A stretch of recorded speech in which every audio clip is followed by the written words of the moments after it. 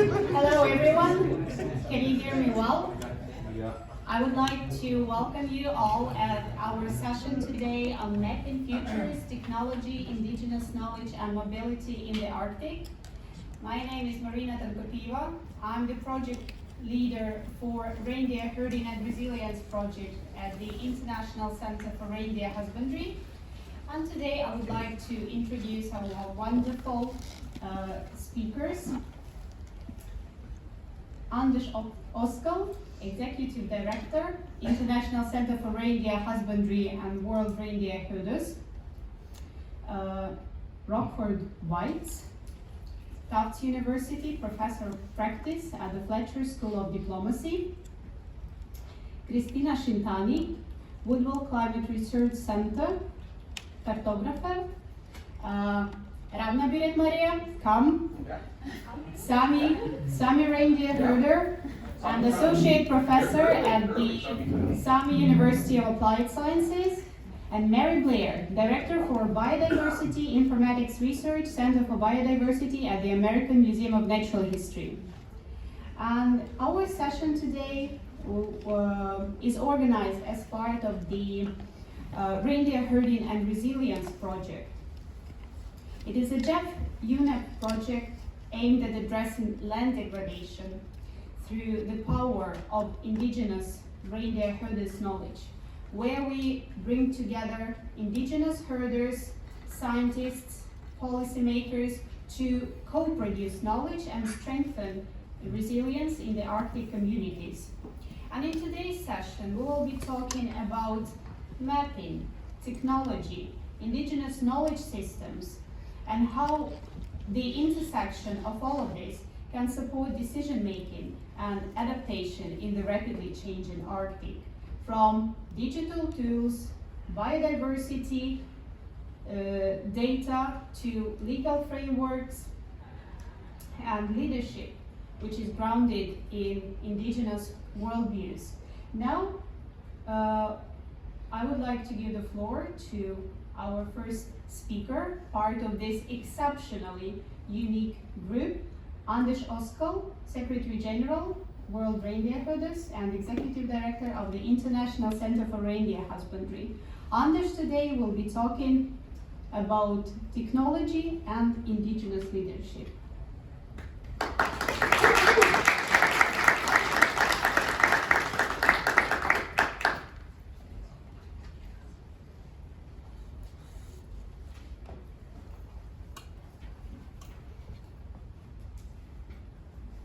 So that's the topic for today. My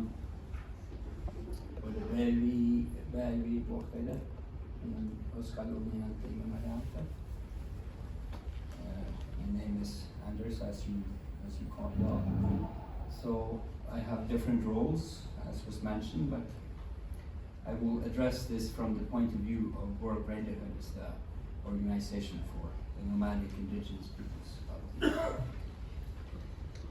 This map will show you, and just to say, I took a chance and assumed that many in the audience are not so familiar with reindeer herding. So to give you a glimpse of what it really is, I'll start off with that. This map shows the reindeer herding areas of the world. So reindeer husbandry can be found across 10 national states, all the Arctic states except the one we're in. And in addition, in Scotland, in Mongolia, and China. So it's spread across 3 continents. We have remnants of earlier Inuit and Sami reindeer herding still today in Alaska and Canada, also in Greenland. There's a diversity of cultures built on following the reindeer. So I am Sami, our colleagues, some of our colleagues are Sami here. So there are 23 other indigenous peoples that have based their life on following our sacred reindeer. And we have our own organization where we try to work for the benefit of our peoples. Being nomadic pastoralists, we find ourselves often in between all sorts of chairs. educational systems, we fall short of that, healthcare, the fact that much of our knowledge is not properly respected or understood, and certainly not insofar as we talk about public management of our ancestral homelands. So there are many challenges to take from. But reindeer herding is something more than just a livelihood or industry, because we follow the reindeer like our ancestors ever did. And whereas many indigenous peoples in the Arctic in historical times have had nomadic or semi-nomadic ways of life, those who are not reindeer herders. And whereas the newcomers to the Arctic were sedentarized from the outset, the only ones following still the old pattern are reindeer herders. So we maintain what we like to entitle a nomadic civilization of the North, an original civilization of the Arctic. Now the logic of reindeer herding is a little bit difficult to explain in just one slide, but I will make an attempt if you will bear with me. Because this is about very marginal and highly shiftable local conditions. And the essence of reindeer herding is to use mobility to adapt to this marginal and changing environment. And we do that by following the reindeer.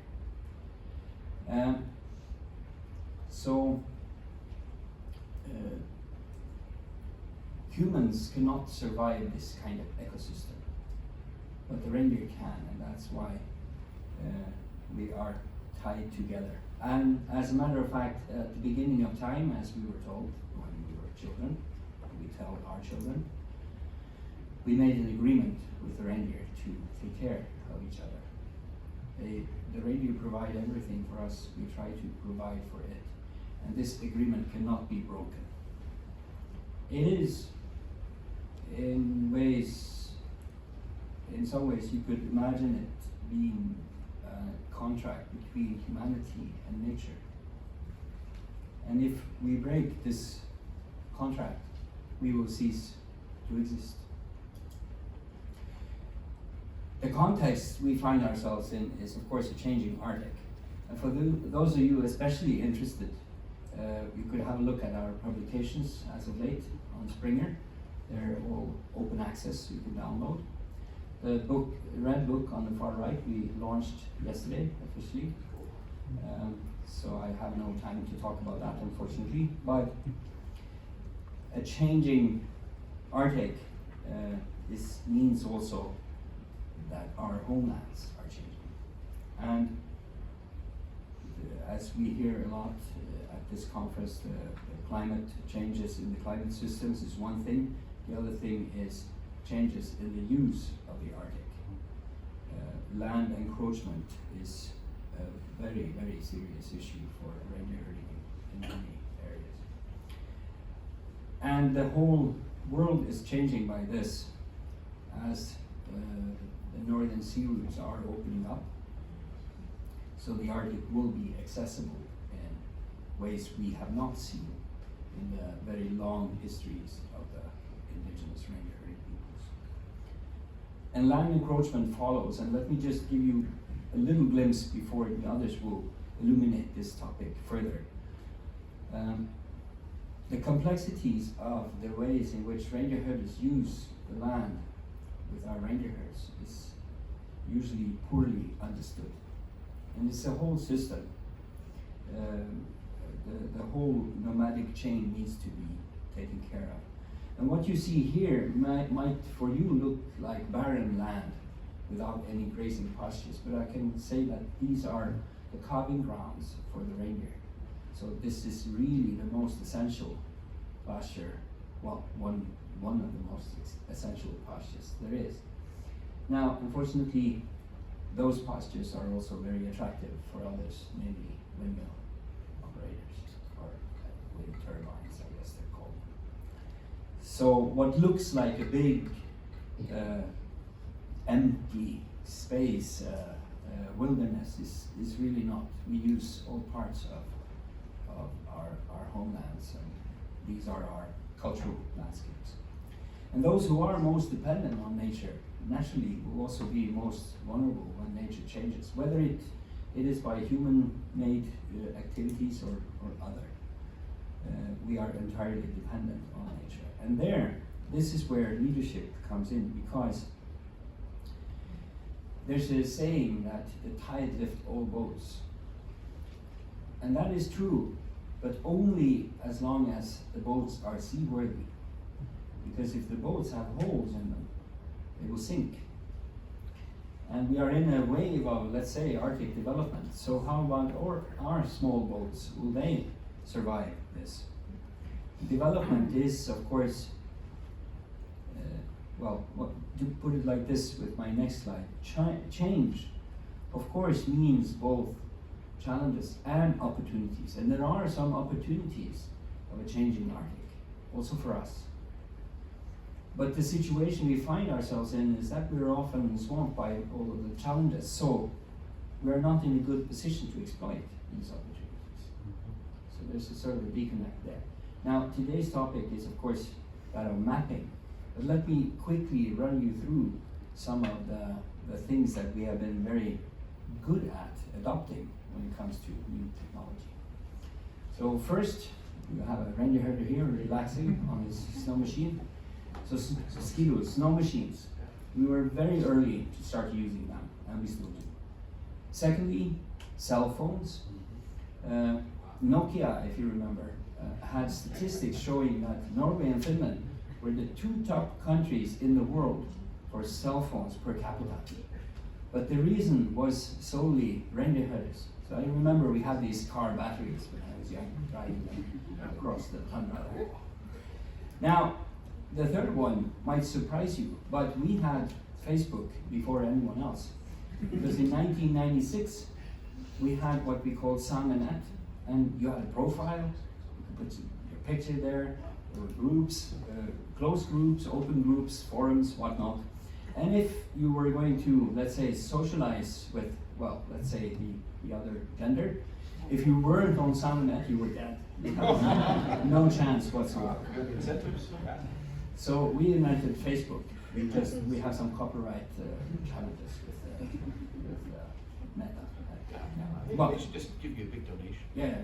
We'll work on that. And nowadays, the latest is drones. So we started using drones in our practical reindeer work. And the very last trend is thermal drones. So, like many other indigenous peoples on the planet, we are quite skilled at adopting innovations that is suitable for us in our practical work. And now, of course, the challenge is that we need to stay abreast with this development and need to also master other skills. Because back in the day, to be a successful reindeer herder, it was enough to be very skilled with the herd in the mountains. That is not enough anymore, because the mainstream world, or what you call it, has sort of come so much closer. Globalization is a reality in the Arctic. And so we are, as written by Linné in 1737, we are not alone anymore. And thus, new technology needs to be tools also for our societies, not just everyone else surrounding us. So, that was what I was going to say. Olugito.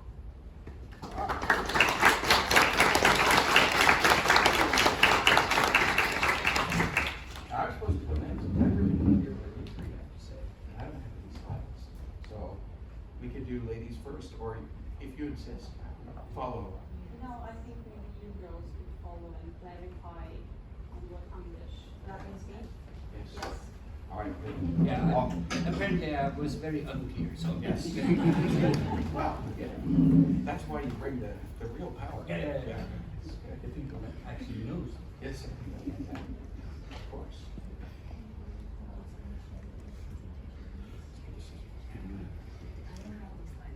Oh, okay. I'd love to go last. You wanna go? What was the thing? Okay. We're being agile. Could be while we wait. For a while. Those who live in the Arctic, can you raise your hand? Yes, good, good. Excellent. And just for the In the New York. the new Arctic. That's Idaho. Okay, now we have it settled. Good. And then, yeah, community countries. Are they ready? Oh, they're ready. We'll shut up. Okay. So I just start. Okay. Hello, everyone. So, do I need to start? Okay. Can you hear me? So, hello, everyone. So, I will, and me and Christina will present an example of what Anders was generally talking about. So, I am Rauna Vire Maya Eira Sara. I am here to represent my Sida, Fala, and here is my colleague. She can present herself. Hi, I'm Christina Shantani. I'm a cartographer at Global Climate Research Center. Yes. So first of all, we want to thank you for giving us this opportunity to present how we've been working with the map. So our title today is Navigating the New Arctic, the Uncertain Future of Arctic Reindeer Herding. And I find this title very fitting because with all of the challenges reindeer husbandry is facing nowadays. So I'm a Sami reindeer owner from Fala in northern Norway. I'm a mom of 3 kids, and our Sida and the Woodwells with Christina represent, we are here as partners of this Jeff Unit Reindeer Herding Resilience Project, which is initiated by International Center for Reindeer Husbandry. In my everyday job, I'm also an assistant professor at Sami Alaskola, Sami University of Applied Sciences, and I'm in charge of the reindeer herding studies, the bachelor's degree. And I'm also, in my spare time, trying to finish my PhD on Sami reindeer herders' food systems. A little bit more than trying. Well, I'm still You're there. getting there. Yes. So Anders actually said quite much about reindeer husbandry, but I will anyway say some more, or it might be similar information. So reindeer pastoralism is a traditional form of semi-nomadic herding practiced in Arctic and in subarctic regions. As Anders said, it's an indigenous livelihood of 24 different indigenous groups, and they are herding approximately 2.5 million reindeer. So reindeer husbandry in Sápmi, which I represent, is a nomadic way of life, and it's kind of one of the most distinctive examples of sustainable land use in harsh environments. And this type of livelihood is deeply intertwined with indigenous knowledge. So reindeer husbandry in Norway is a pastoral livelihood with seasonal pastures and migration between summer and winter areas. The climatic conditions, but also vegetation, determines which areas can be used as summer and winter areas. So in Norway, of over 3,000 people are engaged in reindeer husbandry, and we have approximately 215,000 reindeer. So reindeer husbandry is administratively governed by the Ministry of Agriculture and Food in Norway. So as I said, I represent Fala reindeer herding Sida here today. So in our everyday life, we have one foot in the modern way of life and the other in a traditional Sami way of life. And over time, these two ways of living has merged into one system where we balance the traditional way of life with the demands of the other. So in our Sida, we have 3 families. It's 24 people working with our herd. The men, they oversee most of the herding and the practical work with the herd, but still each member of the Sida have their own tasks. Women and children and elders are participating when needed, for instance during earmarking, slaughtering, spring migration, and other work like fixing fences and so on. The families live in the summer area while the herd is there, But me and our kids, we usually have to commute between our main house in Bodø, which is in the inland, and Fala, which is on our summer area, because of work and school. So this is common for every reindeer herding family in my region. So during summer vacation, we are all at the summer area. So these pictures are taken by me, and it's from my family photos. So this just show you a small part of our life. And I wanted to highlight the importance of knowledge transmission between elders and children, because this is one of the keystones of the survival of reindeer husbandry.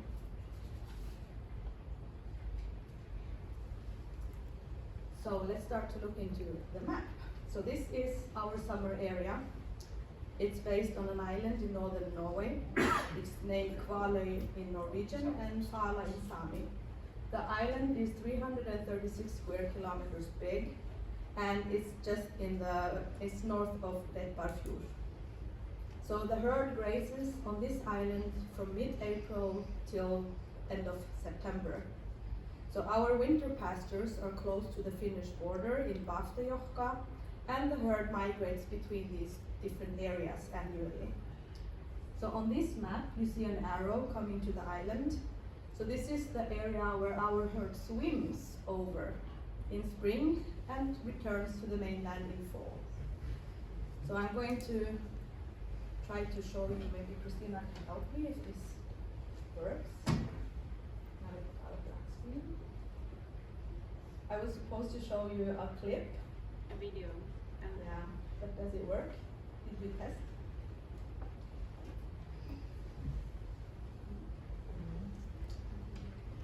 No, here it is. So it's just a short Snapchat movie I made. Is it not on the screen? No. Okay, but it doesn't matter. Did you think to do the presentation? I think so. But it was a short film of our herd swimming over to the island, just what I've been taking. So when we arrived to this island in spring, then also many of the development activities start after a long and dark winter. So in early 2000s, there was discovered gas in the Barents Sea. And the power plant named Snøhvit was built very close to our island. And it's an Equinor's gas processing facility. We can skip that, doesn't matter. Just put my, you can put this second. It's always technical.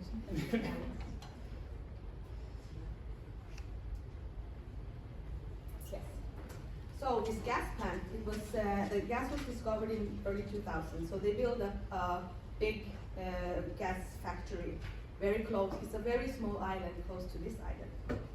And in Hammerfest and the areas close to the city, there are different industrial developments that are built over time because of this power plant, and other activities such as hiking routes and different things what motivate people to commute everywhere.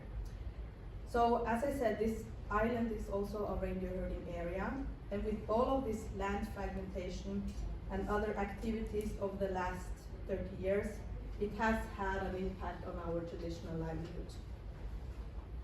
So we reindeer herders, we always try to explain our needs and how we use the land and why it's so important to keep the land free of disturbances.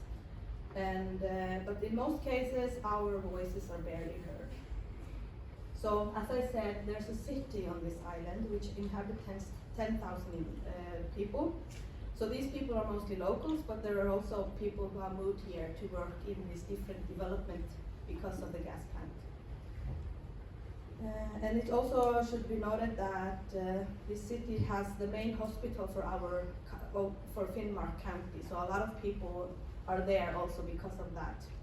So in the last years, the city the land use by others has exploded on this island. So in some all of these activities, developments, and the number of people living in the city pressure our way of living, because there is always a need to build more on the land. So in the last 20 years, this has affected our reindeer herd quite much, and the reindeer are quite tame. So they go around and graze in the city center, they walk in the city streets, and they go and graze everywhere possible. And then I mean everywhere. They can jump on your veranda and eat your flowers, so they are everywhere. So this has led to some tension between reindeer, city people, and us reindeer herders. So therefore we experience a lot of attention from mass media, social media, and in general people who are always asking us about the reindeer in the city center. So as a solution for this tension, the city center was fenced in 2007. So there was actually built up a reindeer fence around the city center to keep reindeer out of the city. But the last years, this fence has been in very bad shape, so it doesn't do its job. It doesn't keep the reindeer out of the city. And that was not the main reason. It was supposed to keep most of the reindeer outside, but yeah. So many people don't like to see our animals walking around and eating their flowers, and so they don't like to have them so close to them. So in social media, every day from April till September, October, we experience and observe. We are being tagged in different reindeer posts every day, and mostly the comments written on these posts are not so positive towards us. It's actually harassment. So this worries me as a mom of the next generation of reindeer herders. But this is not just for our island, it's in general in northern Norway, and so where reindeer and people are crashing or what. So all of this is very complex. There are global needs. There are indigenous people's rights and fights for lands. It's climatic changes when you have a lot of rain or snow, which again results in bad grazing conditions. And the traditional way is to move to another area, but there are no available areas where we can move because others are there, other herds are there. So that this summer we experienced two big projects going on the island. They are fixing the main road into the city center, but they are also building up this big power line which goes to this gas plant. So this power line is an infrastructure project aimed at electrifying Equinor's gas processing facility. This initiative is part of Norway's broader efforts to reduce greenhouse gas emissions by transitioning the fossil fuel-based energy sources to electricity. So both projects are in the same area on the north or west side of the island, and we tried to stop the power line being built, but this was not approved. So we experienced that this summer activities on the island had an impact on our herd, and we could see that many of the animals were waiting. There were some, but we could see. So in 5 years, it is estimated that 70% of the pasture land on the island will be affected in some degree, 70%. And such bit by bit extraction of reindeer herding land annually decreases the daily economy and the well-being of Sami reindeer herders. And this is something that needs to be taken seriously. So therefore, a map that we have been working with the last year is of a great value, because this map will show the whole picture of the land fragmentations and other issues related to our livelihood. It will give an overview of how we use the land and how our ancestors have been doing the same, but in the same time it will show how globalization have impacted and taken land bit by bit because the Norwegian society demands it. So this map is still a working process. We will continue to make it more detailed, and it will be maybe focused on more different seasonal pastures with its obstacles and opportunities. So there is no existing map for our reindeer herding SIDA that shows all the seasonal pastures and different developments, and for instance also climatic conditions in one and same map. So these land fragmentations in our areas, it equals loss of economy, it equals loss of traditional knowledge, and loss of important pasture lands for different type of reindeer. The reindeer like different types of pastures. Females go there and males go another place.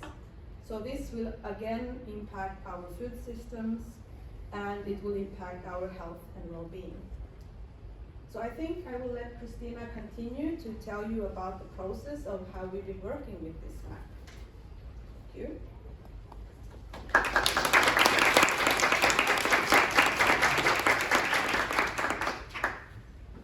When I first heard Ravna's story, I knew we had to make a map about it. As a cartographer, I'm of course biased, but I think using maps as a communication tool is extremely powerful. I'm Christina Shintani, as a reminder. I work at Woodwell Climate Research Center and I make maps for them. Woodwell is a climate change think tank, nonprofit based in the United States, and Permafrost Pathways is a project within Woodwell that works to find equitable solutions to permafrost thaw. And it was through our partnership with the International Center for Reindeer Husbandry that we were able to work on this map. So, like Rana said, this is the latest iteration of the map, but how did we end up here? How did we take everything that she just told us and put it in a 2D National Geographic style map? First, we had to meet them because the co-production of maps starts with building relationships. We wanted to start this project by getting to know them and developing a working partnership.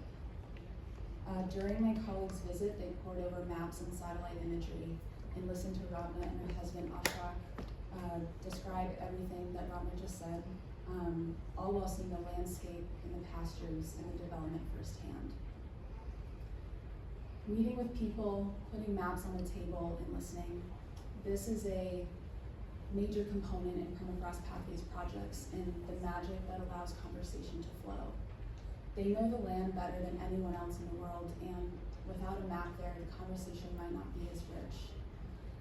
Maps are a key tool for communication, not just at the end of a project, but also at the beginning. So once we had all the information and data, we had to decide what should the map look like. I had to take all the elements and map them at different geographical scales on a single page. And these are a few early iterations. I won't show you the folder of dozens of others, but this is where we eventually ended up with the layout. But there's still a problem here, and that's that it's only showing the summer landscape. And the reality is that this is what it looks like in the winter. So my colleague Greg Fisk had a great idea to combine satellite imagery from different seasons. So we took one from the summer and one from the winter and faded them together so that in areas where reindeer are migrating in winter, the land below reflects that reality. Of course, they also migrate in spring and fall, but this was our way of communicating a sense of time without, while still having the map be legible.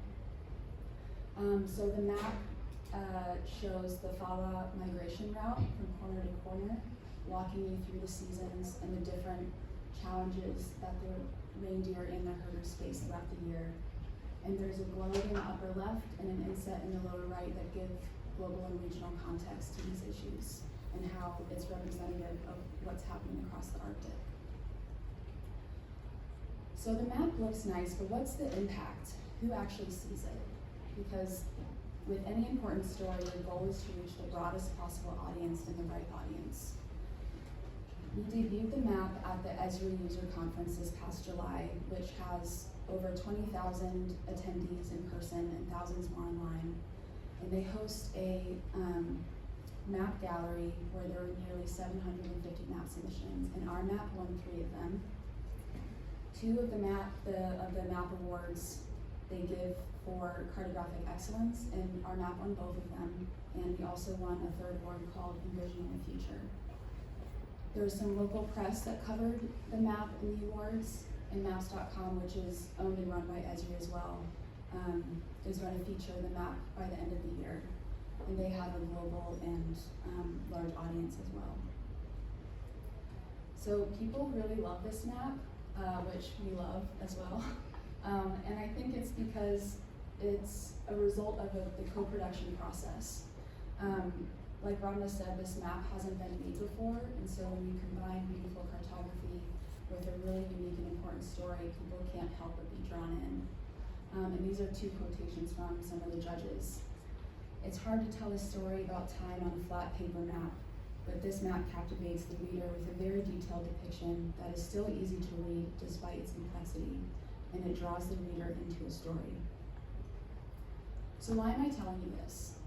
Because maps communicate important information better than any other, and in a world where we're competing for attention, maps have a transformative power to help people understand and see something they may not have noticed in another medium.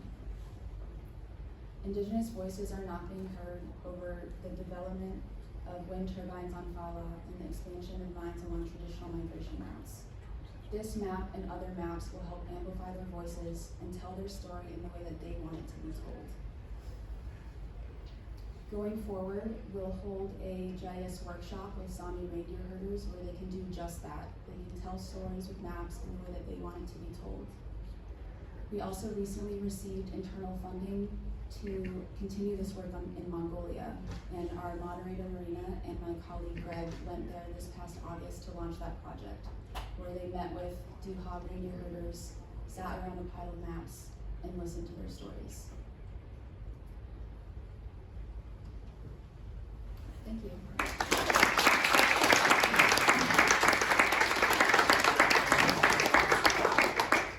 Wonderful. All right, well, I'm going to do this in 5 minutes, but first you all have to stand up, turn around 5 times, okay? I knew you needed it. No, read the room, read the room. All right. You're welcome. All right. All right. Raise your hand if you feel better. All right, good. Let's also say there's more room. More room up inside. here, yes, yeah. Please Come on, inside. come on. Yeah, don't be shy. Yeah. There's some more over here. Be disruptive. It's okay. Yeah, you can do it. All right, so yeah, I'm Rocky Weiss. I direct the Maritime and Arctic Studies program at the Fletcher School of Law and Diplomacy at Tufts. We have one of the oldest GIS labs in New England. Tufts University does, and we've sort of specialized in GIS. So I'm just going to give a few pieces of advice. I have no slides, so we'll leave up these lovely slides. That listening when you're studying something, especially when you're engaging with the indigenous population, is very, very important. We have 2 ears and 1 mouth, but we use the mouth more than the ears. I'm guilty of this, right? But think about using your ears more, right? Especially when you're engaging with people you may not have interfaced with. Be super respectful, know that they know way more about the topic than you do. And you're a guest. So when you're a guest, you always want to act better, right? So you don't get kicked out. So I also want to emphasize the importance of having a global perspective. It's clear here at the Arctic Circle Assembly that almost everybody here attending the assembly has a global perspective. We're the unique few of the world who have a global perspective. And so enjoy this time and network with each other. And know that the global approach is, I think, the most important approach for the 21st century. Our challenges are global. The most clever solutions are global. And it takes a global village to pull that off. And I will just end early to give more time to my colleagues and more time for Q&A. Here at the Arctic Circle Assembly, you meet really interesting people. I first came here 10 years ago and met the infamous Anders Oskal, who guided me and educated me on the importance of reindeer meat, of which I've become a fine student, as you can tell by my figure. It's been an amazing partnership. We've had young leaders from the Sami community and the wider Arctic community, Arctic Indigenous community, come to the Fletcher School for an executive education program, and so they are Fletcher graduates, like some of our students who are here. We have a large delegation of students attending. And so, but that all kind of just came by accident here at the Fletcher, at the Arctic Circle Assembly. So when you're here, talk to people. And with that, I will go back to listening and turn the podium over to my colleague here.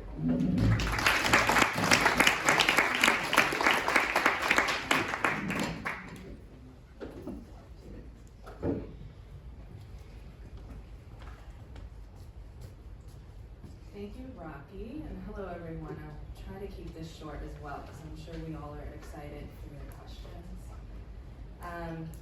So my name is Mary Blair, as Marina mentioned. I join you as a descendant of Indigenous Sami reindeer herders who migrated from Guvdagenu, which you just heard a lot about, to the United States, to Alaska, to start a reindeer herd there. And that's a long story that I'm not going to get into right now, but if you really want to hear all about it, we can talk about that later. But today, what I want to share with you is actually some information about new cooperative research that we are starting with the International Center for Reindeer Husbandry. And to help you understand this a bit more, I'll tell you my professional role as well. So I am the Associate Director for the Center for Biodiversity and Conservation at the American Museum of Natural History in New York City. If you're ever in New York, come say hello, please. So in this role, I lead scientific research that is transdisciplinary. We employ engaged methods of the co-production of knowledge, which we've heard about a lot today, weaving Indigenous knowledge alongside other scientific approaches for more translatable results for the conservation of nature. And as others have already mentioned today, reindeer husbandry and communities and their ecosystems that reindeer and that Sami reindeer herders are stewarding are under urgent threat from rapid environmental change, which is affecting communities in the Arctic, as you all know, at more than twice the rate of the rest of the world.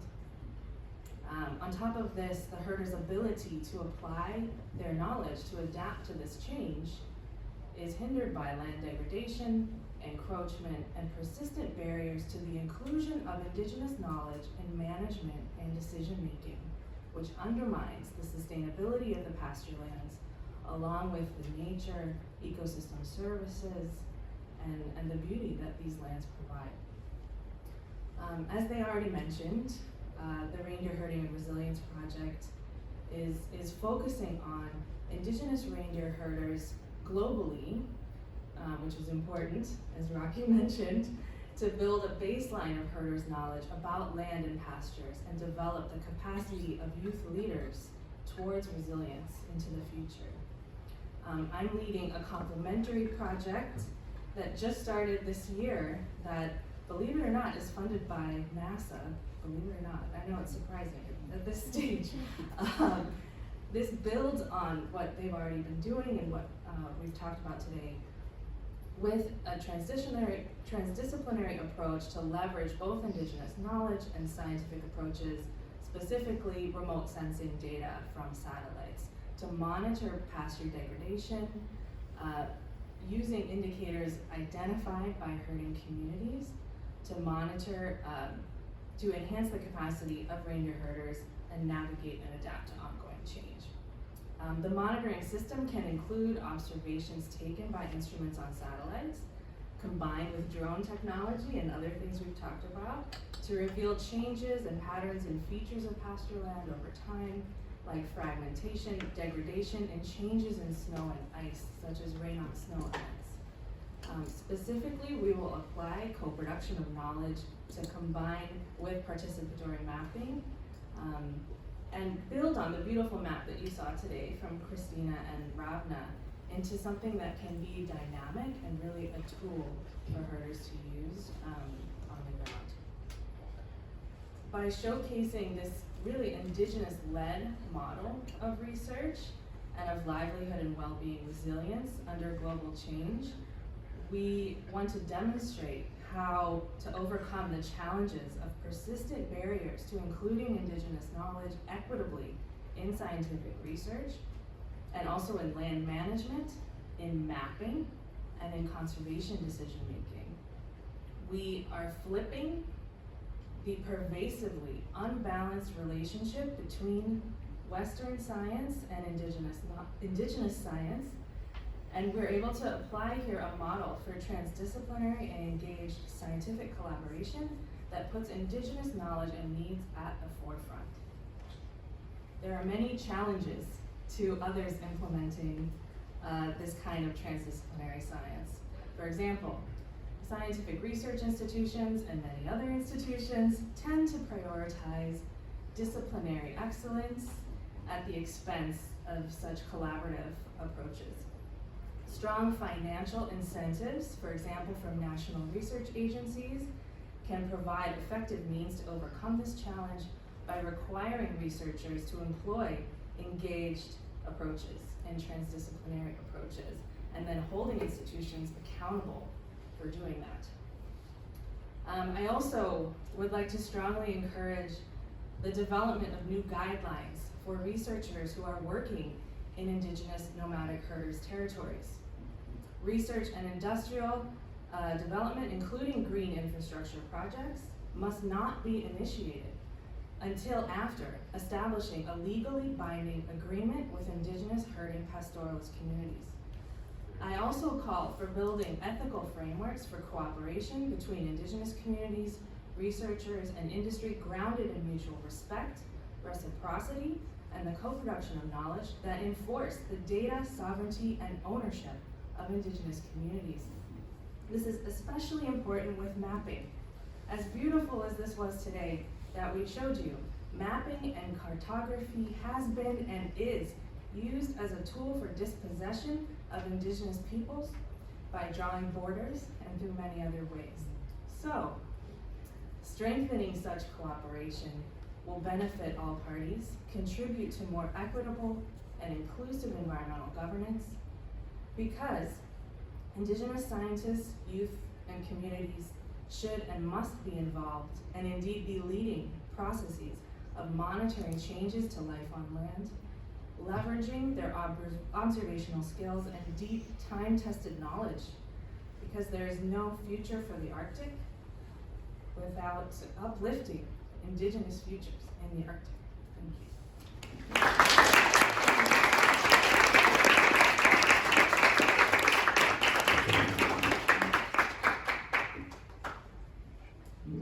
I would like to thank all our speakers for the insights and their reflections on the connection between governance, Indigenous knowledge, mapping, and technology.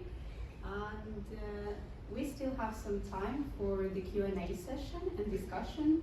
So should anyone have questions, please just raise your hands.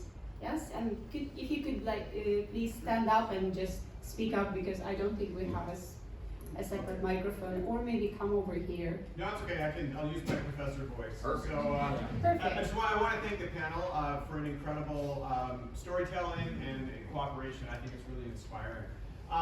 My name is Philip Ferguson. I'm from the University of Manitoba, and I do co-development research with the Inuit community of Chesterfield Inlet. And so this was really exciting to see. One of the things that's the most rewarding to me as an engineer and my engineering students is when we go to the community and we learn. We learn from the community's traditional knowledge systems. We're engineers, we learn about how things work in cold weather. We learn about how people communicate with one another. And I love the comments that were made about using our ears more than our mouths, but I wonder if the panel could talk about some of the things that the non-Indigenous people have learned that you've incorporated into the technology, the maps, and other types of technology that you've co-developed. Thank you. Sure. Well, so we've been very lucky. We developed a negotiation case study using maps. It is really Indigenous-led, mildly supported by the Fletcher School, and we're going to be refining that and submitting it to become a Harvard case study in negotiation. And I think the maps are really important because essentially it's, well, I can defer to you we can explain as much as we want of the dynamics, but it's a complex negotiation, so a multi-party negotiation. There's two different reindeer herding seat does, right? And then one small, one large. And there's a new mining company coming in saying it's doing green mining, of course, but is it really? And then there's the government authorities, and there's an environmental organization, and then there's, I think most interestingly, there's the reindeer. And the reindeer in the negotiation simulation are allowed to hear everybody, but they can't speak. But occasionally they can disrupt everything, as nature does. And so it's quite clever, I think. And I think what's nice about it is it reflects reality. And a lot of what we were hearing about funding. So Fletcher School, we pride ourselves in being one of the first interdisciplinary schools of international affairs. We don't have departments. We have divisions. It's a break away from departments. And so we have lawyers, we have business people, we have economists, we have historians, and it has its own challenges. Occasionally our faculty don't know how to talk to each other, which I find to be hilarious, but not everybody thinks it's hilarious. But we embrace that. And as a professor of practice, my role is to try to make sure what we produce at the Fletcher School is practical. And I think it's a real world scenario. Life is interdisciplinary. Life is multi-party negotiations. What we do in using it, we've done this twice, is our young leaders from the Indigenous community come get a negotiation one-on-one crash course and best practices from the Harvard Program of Negotiation, which Fletcher School is part of. And then they do the simulation and see where they land. There's really no right answer. That's the beauty of these things. So that's the best example I can think of. Do you have anything to add, my friend? Well, we have an alumni here. Oh yes, yeah. Did you learn something? Yeah. We actually have several alumni. Yeah, we do. Yeah, yeah. Linda. There's at least Linda one more. and Paulina. Yes, that's true. Yes. Yes. Yes. Yeah. And I would like also to comment on that, Yeah. because since we've been working in Mongolia with the Dukha Indigenous reindeer herders there, just last month in September we ran Arctic Innovation Lab with our partners from the Balfour Center at the Harvard Kennedy School.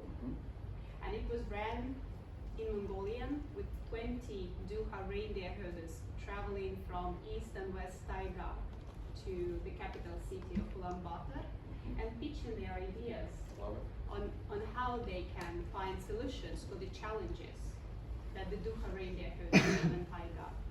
And now we are working on organizing the mapping course with our partners at Woodwall to align it with the Sami GIS mapping and continue to develop the voices of the reindeer herders.